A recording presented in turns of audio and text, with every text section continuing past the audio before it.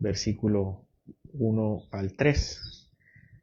Y el título del sermón es El carácter del hombre delante de Dios. En una charla llamada, que yo se los recomiendo, una charla llamada El líder, su carácter y su influencia. El pastor Miguel Núñez habla sobre lo que es el carácter. Y él dice acerca del carácter: el carácter es o define lo que tú eres. El carácter es muy distinto a la reputación. La reputación es lo que otros piensan que yo soy. El carácter es realmente lo que soy. Y el carácter determina lo que hago. Las cosas que yo hago, las cosas que yo digo, están determinadas por el carácter. El hombre puede ver un buen líder, un buen hombre, pero lo que realmente el hombre está midiendo es su reputación, lo que se conoce externamente. Pero lo que Dios está viendo es lo que realmente constituye el carácter de ese hombre. Y posteriormente el pastor cita 1 de Samuel capítulo 16, seguramente todos lo conocemos, cuando Samuel, el profeta Samuel es llevado por el Señor a buscar un nuevo rey a Israel en lugar de Saúl. Y dice 1 de Samuel 16:7 que Jehová le dijo a Samuel: no mires a su parecer ni lo grande de su estatura, porque yo lo desecho, porque Jehová no mira lo que mira el hombre, pues el hombre mira lo que está delante de sus ojos, pero Jehová mira el corazón. Y nuestra cultura ya no habla del carácter. A nuestra cultura no le gusta el carácter, no le importa el carácter. Nuestra cultura hoy se trata de la apariencia, de lo que luce delante de otros. Nos interesa mantener la imagen hacia afuera. Piensen entonces en las redes sociales. Las redes sociales están hechas para mantener una imagen delante de otros. Pensemos también en el maquillaje. El maquillaje no es que sea malo, pero finalmente lo que oculta es quiénes somos. La ropa está diseñada también para disimular nuestras inseguridades. Nuestra cultura está diseñada para las apariencias. Pero nuestros próximos 3 versículos hablan acerca del carácter. Quien está siempre desnudo delante de Dios. Y 3 sencillos versículos que hablan de quiénes somos y qué podemos aparentar. Veamos el primero, hermanos. Capítulo 11, versículo 1. El peso falso es abominación a Jehová, mas la pesa cabal le agrada. Bueno, cuando el Señor habla de el peso falso, no se refiere a la moneda mexicana, por supuesto, ni a la Argentina o la de varios países. Cuando la Biblia habla del peso, se refiere realmente a una piedra o un pedazo de metal que era utilizado para poner en una balanza. Yo sé que todos conocen una balanza, pero igual se los comento. Una balanza es un transversal con 2 platos cayendo en cada lado. Y en un lado se ponía este peso, esto llamado peso, que era, como menciono, una piedra o un pedazo de metal. Y del otro lado se debía poner algo del mismo peso para saber que eso era la medida también de lo que se estaba pesando. Bueno, ¿y qué tiene que ver eso? Bueno, estas pesas, estas balanzas, se utilizaban para medir, por supuesto, ¿verdad?, el peso de la mercancía, porque eso era lo que costaba. Bueno, todos hemos usado este tipo de medidas, ¿no? Vamos a un lugar, a una carnicería, a un lugar donde venden carne, y pedimos por libra, por onza, lo que queremos, ¿no? Y pagamos un precio. Y de eso habla nuestro proverbio. Nuestro proverbio habla del peso falso. Lo que sucedía en la antigüedad es que algunos comerciantes decían que ese peso, que esa medida, era realmente de una medida cuando realmente era más pequeña o más grande, depende de la transacción, para pagar menos o para vender menos del precio.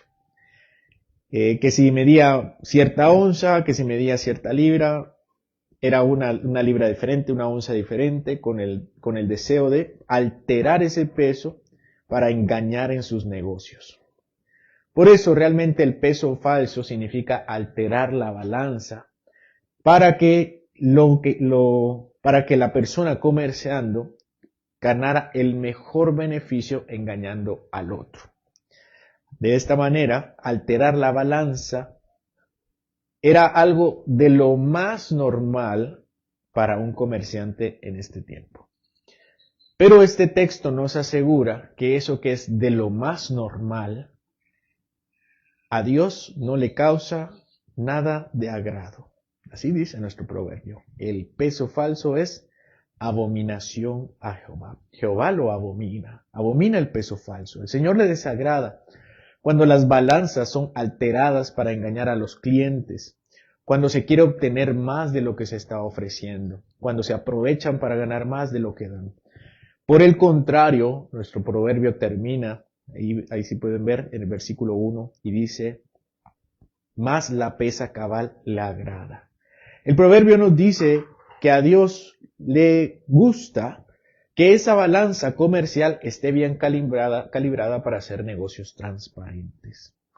Alguien podría decir, bueno hermano, yo como no vendo ni carne ni nada que se pese, joyas, verduras o cualquier otra, así que no debería estar preocupado. Pero realmente no es así.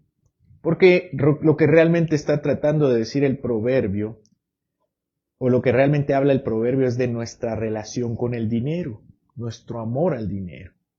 El dinero es un ídolo muy grande que puede verse de muchas formas. Y aquí tenemos una de ellas, las transacciones comerciales. Todos hacemos transacciones comerciales aquí. ¿Sí? Algunos de ustedes venden productos, algunos de ustedes venden servicios, otros más venden su fuerza laboral, pero todos estamos en constantes transacciones comerciales. Nosotros vendemos algo y recibimos algo a cambio, ¿no? Ustedes venden su fuerza laboral y reciben un sueldo. Unos venden productos y reciben un pago y otros venden servicios y reciben ese mismo pago. Por eso, lo que el proverbio nos llama la atención es algo bastante puntual y concreto. En nuestros negocios o nuestro trabajo seamos cabales, seamos transparentes, no nos aprovechemos de nadie, ni tratemos de sacar ventaja de forma injusta, engañando. Mi jefe me ha contratado para algo, pero yo no lo cumplo. Y le hago pensar que sí lo hice. Eso no le agrada a Dios. Un cliente me paga un producto o servicio y yo no le entrego la cantidad o la calidad ofrecida. Eso es un engaño que a Dios no le agrada. Pero no debemos pensar en Dios como alguien que simplemente está de desacuerdo y en el cielo se cruza de brazos y hace. No, hermanos, aquí la palabra que usa es abominación. Dios lo abomina.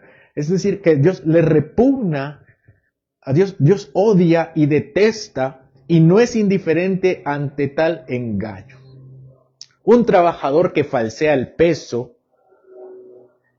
se puede ver cuando marca las horas que no trabajó, cuando extiende artificialmente tareas simples para aparentar productividad, cuando entrega trabajos incompletos sabiendo que están incompletos, cuando entrega trabajos de menor calidad sabiendo que son de menor calidad, cuando usa recursos de la empresa para fines personales, cuando oculta sus errores para no asumir sus responsabilidades, cuando descuida su trabajo, cuando nadie lo observa, cuando promete resultados que sabe que no cumplirá, cuando exige derechos laborales sin cumplir su parte. Para nosotros, hermanos, para nosotros pueden parecer pequeños pecados, o hasta algunos dirán, es que la empresa me lo debe, o no se van a dar cuenta. Puede ser que la empresa sea mala, pero no vivimos delante de la empresa, vivimos delante de Dios. Y nuestro carácter está desnudo delante de Él. y nuestro carácter está probado delante de Él. Un empresario que falsea el peso lo hace cuando promete condiciones laborales que no cumple, cuando reduce beneficios injustamente, cuando exige resultados sin proveer los medios necesarios, cuando alarga pagos injustificadamente, cuando maquilla sus estados financieros, cuando impone metas reales.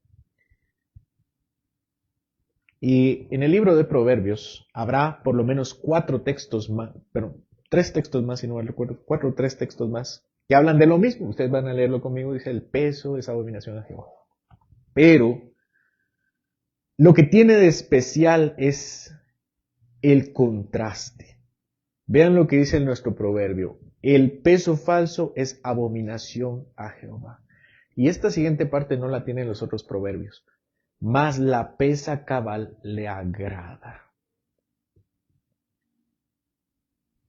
Salomón nos hace conscientes, primero, que Dios no es indiferente a la forma en que nos desenvolvemos en el ámbito comercial o laboral.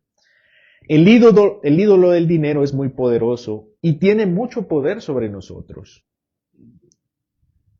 ¿Cuándo fue la última vez que ustedes hicieron algo de lo que yo recientemente he mencionado? ¿Cuándo engañaron a la empresa? ¿Cuándo se robaron algo pequeño? ¿Cuándo engañaron con el tiempo, con los beneficios? ¿Cuándo fue la última vez que lo hicieron? O, peor aún, ¿qué tan frecuente lo hacen? ¿Saben qué es peor, hermanos?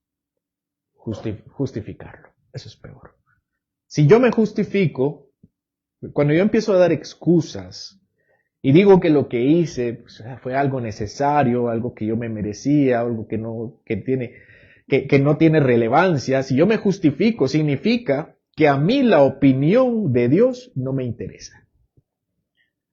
Yo prefiero mi propia opinión. Y eso refleja que mi alma está en grave peligro. El Señor aquí me dice qué es lo que le agrada y qué es lo que le desagrada. ¿Qué le desagrada? Las pesas falseadas, las balanzas truqueadas. ¿Y qué es lo que le agrada? La transparencia. Eso le agrada al Señor, en eso se goza el Señor. Miren, hermanos, las pesas de ese entonces, no debemos imaginarlas unas grandes pesas, ¿no? Las pesas eran como nosotros las conocemos hoy, pequeñas. Y no piensen que las alteraciones eran grandes estafas millonarias, no, hermanos. Las estafas eran pequeñas. Las estafas que el Señor denuncia son mínimas, pero es que son intencionales. Ese es el problema. El hombre cree que nadie lo ve, pero Dios dice: yo sí lo veo. Otra cosa que debemos notar es lo que Dios describe. El proverbio no me está pidiendo nada. Veamos juntos: el peso falso es abominación a Jehová, mas la pesa cabal le agrada. Esto no es ningún mandamiento, no me está diciendo haz esto o haz aquello. El proverbio no me da ninguna orden ni ninguna prohibición. Más bien me describe una situación. Me dice, esto es lo que a Dios le gusta y esto es lo que a Dios le desagrada. La respuesta entonces se deduce. Si un día, imaginen hermanos, si un día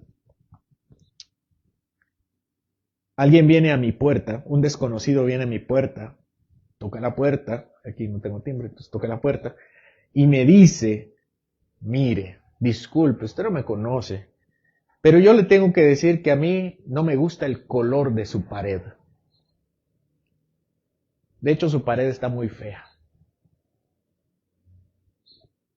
¿Qué le dirían ustedes? Siendo cristianos, gracias por su opinión. Gracias por su opinión. Feliz tarde. Y por dentro, ¿y a mí qué me importa? Eso pretende este proverbio. Dios hoy toca la puerta de nuestra casa y nos dice: la forma en que haces negocios o la forma en que trabajas no me agrada. No me está pidiendo nada. ni me está exigiendo. Siendo cristianos, podríamos responderle a Dios, bueno, Señor, trataré de cambiar, pero por dentro, saben que no vamos a cambiar. Y ese es el problema. Y Dios nos dice, pero, y yo les puedo hacer esta exhortación, y a mí me pueden engañar. Delante de los demás hermanos pueden aparentar. Y delante de sus compañeros de trabajo, sus clientes, sus empleados, puede que su reputación quede intacta. Pero Dios conoce el carácter y lo que realmente el hombre es. En serio, hermanos. No seamos ciegos en cómo este pecado está muy cerca de nuestra vida. Y Dios nos lo señala y nos da su opinión. Tomémoslo en serio. Hasta el más mínimo gramo de desigualdad, el más mínimo gramo de aprovechamiento y de engaño le desagrada a Dios. Por el contrario, los negocios y trabajos cabales son el deleite del Señor. Cuando ustedes han perdido por ser justos, el Señor se deleita en eso. Cuando ustedes, por ser cabales, han perdido, el Señor se deleita en eso. El Señor es dueño de todo. Y nosotros, ese es el problema, que a veces nosotros peleamos y hacemos berrinches por las miserias, por los gramos, cuando el Señor lo que quiere es que ese gramo tan insignificante sea también para gloria de Él. Y si nosotros somos verdaderos hijos de Dios, nos vamos a esforzar en agradar a nuestro Padre. Espero, hermanos, que ustedes sigan adelante, viviendo para el Señor aún en lo más mínimo. Que el dinero, que los centavos, que los gramos no se apoderen de su corazón. Que sean cabales aunque pierdan. Que sean justos aunque no les convenga. Que a mí me agrade, lo que a Dios le agrada. Y que a mí me desagrade lo que a Dios le desagrada. Versículo 2. Cuando viene la soberbia, viene también la deshonra. Mas con los humildes está la sabiduría. El rey Salomón pone delante de nosotros las consecuencias externas del hombre interior. Cuando aparece la soberbia, cuando nace la soberbia en nuestro corazón, inevitablemente también vendrá externamente la deshonra. Esa es una especie de imán. Es una especie de animal que huele este tipo de pecados y acecha. Llega la deshonra específicamente cuando se asoma en nosotros la soberbia. O lo que es lo mismo, el orgullo trae deshonor. El orgullo trae vergüenza. Es inherente a su comportamiento. La soberbia no camina sola. Tiene un gran compañero que se llama deshonra. ¿Qué pasa con el soberbio? ¿Qué significa ser soberbio? ¿Qué hacemos cuando somos soberbios? Cuando somos soberbios no escuchamos consejos. Cuando somos soberbios no rechazamos correcciones. De este modo la soberbia nos lleva a errores y esos errores son notorios y producen en nosotros deshonra. Y hay un dicho entre nosotros, ustedes tal vez lo han escuchado. Dice, más pronto cae un hablador que un cojo. Más pronto cae un hablador que un cojo. La soberbia y el orgullo de una persona finalmente lo harán tropezar y todos se burlarán de él. Lo expone demasiado rápido. El hablador es soberbio y la caída es la deshonra. ¿Conocen ustedes a alguien arrogante? ¿Qué pasa cuando se equivoca en su arrogancia? ¿Qué pasa cuando un arrogante se equivoca? Qué bueno. Para que no sea tan arrogante, ¿no? trae vergüenza. Su error queda a la vista de todos. No es lo mismo que se equivoque alguien humilde a que se equivoque alguien arrogante. ¿Cierto? Si un humilde se equivoca, no le dice, no, pues sigue adelante, inténtalo otra vez, pues no hay ningún problema. Pero cuando un arrogante se equivoca, de alguna forma uno siente el gusto de las consecuencias, de la justicia divina. Por el contrario, nuestro proverbio dice, vean versículo 2, cuando viene la soberbia, viene también la deshonra. Mas con los humildes está la sabiduría. Los humildes son sabios. Los humildes saben que no se las saben todas. Los humildes saben que deben ser corregidos. Los humildes saben que pueden caer. Los humildes saben que pueden pecar. Y entonces saben que necesitan corrección. Necesitan consejo. Esos son los humildes. Los humildes saben callarse, escuchar. Los humildes no buscan lucirse y por eso son sabios. La sabiduría y la humildad son virtudes que caminan también siempre de la mano. Todos los días, un guerrero grande, alto, fuerte, con una gran armadura, salía todos los días a retar al ejército contrario. Vociferaba y retaba con arrogancia si habría un hombre tan fuerte o tan grande como él para que lo venciera. Confiaba en su tamaño, en su fuerza y en su armadura. Durante 40 días habló sin oposición, ladrando como un perro enojado sin que nadie pudiera acercarse, convencido que nadie podría enfrentarlo. Pero llegaría la desgracia a la vida del gigante Goliat. Un día apareció un hombre, de hecho un muchacho pequeño, aquel muchacho por quien Dios le dijo a Samuel, no mire su apariencia, que aunque la Biblia dice que era muy guapo, finalmente era un muchacho y un pequeño. No mires la apariencia ni lo grande de su estatura, porque yo miro su corazón. Pero seamos honestos, hermanos, con su corazón no iba a ganarle a Goliat. Y este muchacho era David. David era consciente de sus debilidades. David sabía que no era grande como Goliat, no era fuerte como Goliat, ni siquiera pudo cargar la armadura para vencer a Goliat. Pero no lo necesitaba. Él encomendó su causa al Señor. Y David se presentó ante Goliat con lo ordinario de su vida y una honda. Goliat se ofendió. Su orgullo fue tocado al ver que el guerrero experimentado, que al que ser un guerrero experimentado, otro guerrero experimentado no salía contra él, sino un muchacho. Y un muchacho con un palo. ¿Y qué le dijo Goliat? ¿Acaso soy un perro para que vengas a mí con palos? Y maldijo a David en nombre de sus dioses. Y Goliat le dijo, ven a mí y daré tu carne a las aves del cielo y a las bestias del campo. Él confiaba en su espada, su lanza y su jabalina, pero David confiaba en Jehová de los ejércitos. La caída del gigante, cuando David lo venció, resonó más fuerte en ese campo, más por el tamaño de su orgullo que por el tamaño de su cuerpo.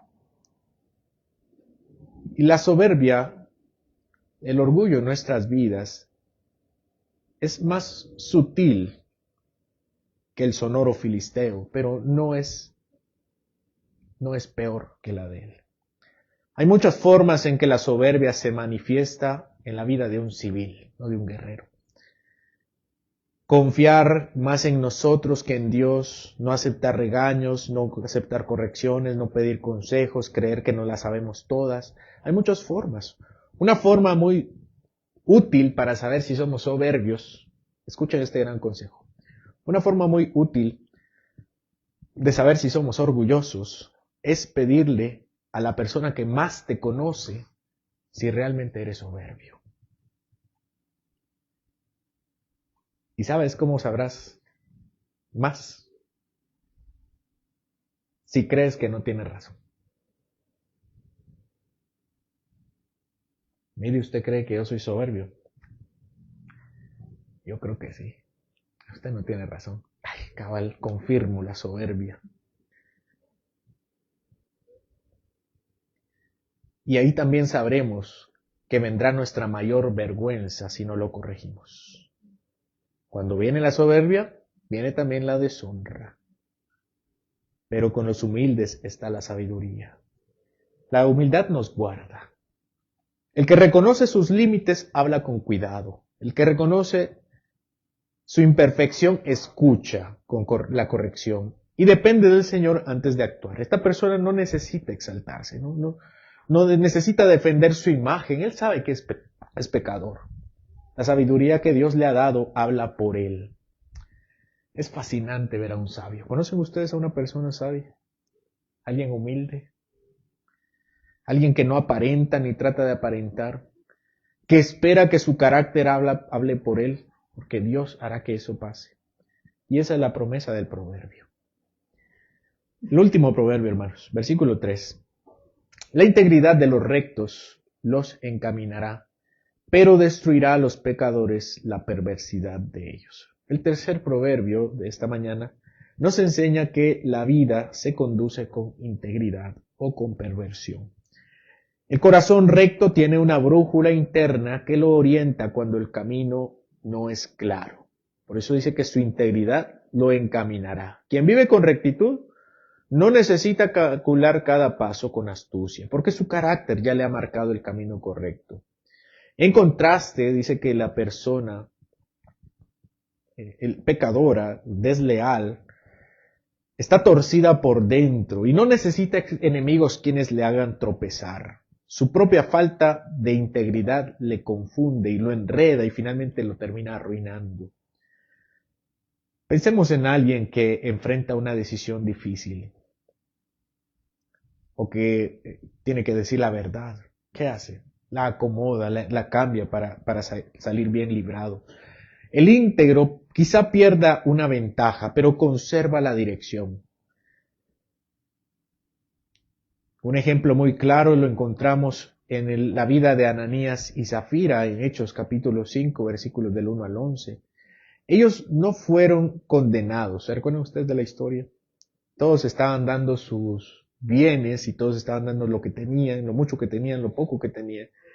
Y ellos llegaron con su ofrenda y dijeron que habían dado una cosa cuando realmente estaban dando otra cantidad. Ellos no fueron condenados por la cantidad de dinero que dieron, sino por mentir deliberadamente, por aparentar una fidelidad que no tenían. Su deslealtad a la verdad los llevó a su ruina inmediata y pública, y terminaron muertos delante de todos. El texto muestra exactamente esto mismo, que la falta de rectitud no solo nos desvía de un camino. No ser íntegros no solo es un error de dirección, nos termina destruyendo en la práctica. Lo podemos ver, hermanos, con nosotros, nuestras propias decisiones. Apartarse, pecar un poco, termina llevándonos mucho más lejos de lo que nosotros pensamos llegar. A veces creemos que es un poco de pecado, pero termina destruyendo nuestra vida. Porque el Señor conoce nuestro corazón. El hombre puede ser hábil en guardar sus apariencias, pero es el carácter el que es probado delante de Dios.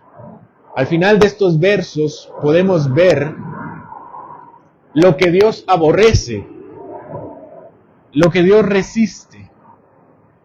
El Señor aborrece el engaño, resiste al soberbio, pero guía al íntegro. El peso falso revela un corazón torcido delante del Señor y la soberbia expone el hombre a la deshonra. La falta de integridad termina destruyendo. En contraste, el deleite de Dios está en la justicia. La humildad y la rectitud orientan nuestra vida. Estos versículos no solo se tratan del comercio, de la conducta social, se tratan de la esencia del hombre, el carácter moral que Dios exige y que Dios valora todo aspecto de nuestra vida.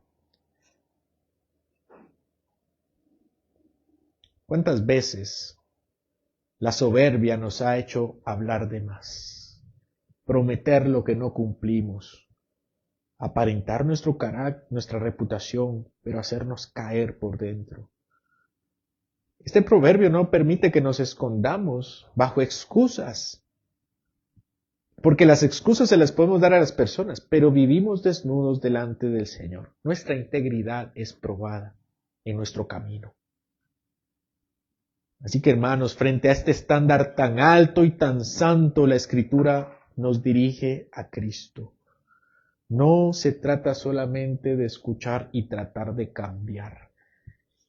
Cristo es el único verdaderamente íntegro. Él es el Hijo que nunca usó su boca con engaño y caminó en perfecta humildad delante del Padre y delante de los hombres. Cristo no solo enseñaba la justicia, Él era la justicia. Su vida era justa. En Él vemos la rectitud que nosotros necesitamos, que nos puede ser únicamente entregada por el arrepentimiento y la fe en Él. Estos 3 proverbios no nos muestran un modelo inalcanzable, nos muestran nuestra necesidad. Nuestra falta de integridad, nuestro orgullo y nuestro engaño nos hacen culpables delante de Dios. A Dios le interesa hasta el más mínimo gramo, hasta el más mínimo centímetro de desviación, pero Cristo fue a la cruz para cargar con la culpa de nuestra soberbia y de nuestra deslealtad, para otorgarnos justicia a los que se arrepienten. La respuesta correcta a este texto no es confiar en nuestra moral ni en nuestra apariencia. Es arrepentirnos de nuestros pecados y creer en Cristo, quien nos limpia y nos transforma para vivir realmente en obediencia y no en apariencia. Estos proverbios nos llaman a vivir delante de Dios con un corazón recto, humilde, sincero delante de Él, sabiendo que no somos perfectos, pero que por Cristo Jesús, que transforma nuestra vida, podemos tener más victorias que derrotas. No se trata solo de evitar la caída pública, sino de agradar al Señor hasta en lo más íntimo. Que este texto nos lleve a rechazar el engaño, a huir de la soberbia, a caminar en integridad, no en nuestras propias fuerzas, sino bajo el dominio de Cristo para la gloria de Dios y para el bien de nuestras vidas. Amén. Gracias, Señor, porque a través de 3 versículos tan sencillos nos muestras quiénes somos realmente y cuál es nuestra necesidad más urgente. Que el alma de cada uno haya quedado expuesta, no ante los demás hombres que vemos las apariencias, sino ante sí mismo, que se dé cuenta cada quien aquí presente quién realmente es delante de ti. Que hay en nosotros más engaño de lo que nosotros pensamos. Somos deshonestos muchas veces en nuestros trabajos, nuestros negocios. Nos aprovechamos para ganar más de lo que realmente merecemos.